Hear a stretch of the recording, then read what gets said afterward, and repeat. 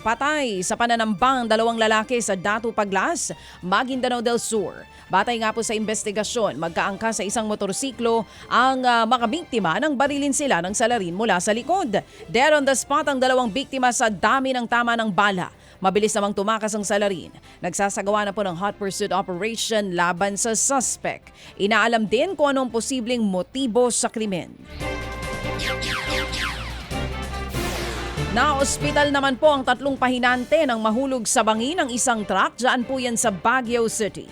Sa kuha nga po ng CCTV, kita kung paanong tuloy-tuloy na umandar ang truck hanggang sa mahulog nga ito. Sa lakas ng impact, kumislap ang mga kawad ng kuryente. Ayon sa driver ng delivery truck, galing daw sila ng Caloocan at magde-deliver ng construction materials. Bigla daw umabante ang truck nang iparada nila ito. Ayon po sa barangay, hindi raw ito ang unang beses na nagkaroon ng aksidente sa nasabing compound. Nananawagan po silang iwasan na ang pagpapasok ng heavy equipment at maging ng malalaking sasakyan sa nasabing lugar.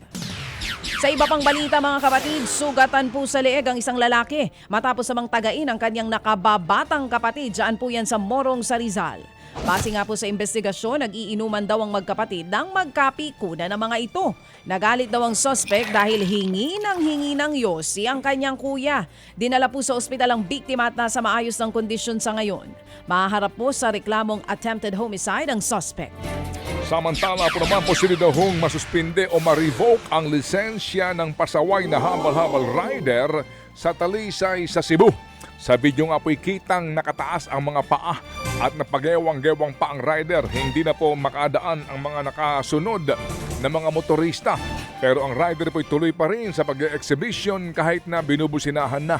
Natukoy na po ng Talisay City Traffic Operations ang rider at natikitan na.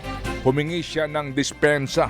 Gayunman, inireport pa rin sa LTO ang insidente kaya posibleng siya ay managot.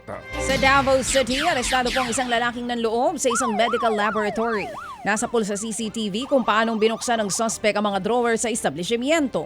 Hindi na nakuha na ng mga sumunod na pangyayari dahil pinatay po ng suspect ang mga CCTV. Sa tulong ng isang concerned citizen, agad pong nahuli ang kawatan. Nakuha sa kanyang isang backpack blender at 3,000 piso. Umami naman ang suspect sa krimen. Nagawa niya nga daw pong magnakaw dahil birthday niya noong araw at kailangan niya daw ng dagdag pera, pambili ng alak. Maharap po ang suspect sa kasong robbery. Mga kapatid, para sa iba pang mga balita at impormasyon, sundan niyo po kami sa X, Instagram, Facebook at syempre sa TikTok, True Network PH. Mag-subscribe din po kayo sa aming YouTube channel, True Network. May website din po tayo, truenetwork.ph. At pwede nyo rin po kaming mapanood sa Channel 19 ng aming True FM TV. Lagi pa rin makinig sa radyo dito po sa 105.9 True FM dahil ito, laging true sa'yo, kapatid. Dito tayo sa totoo, tunay at tapat.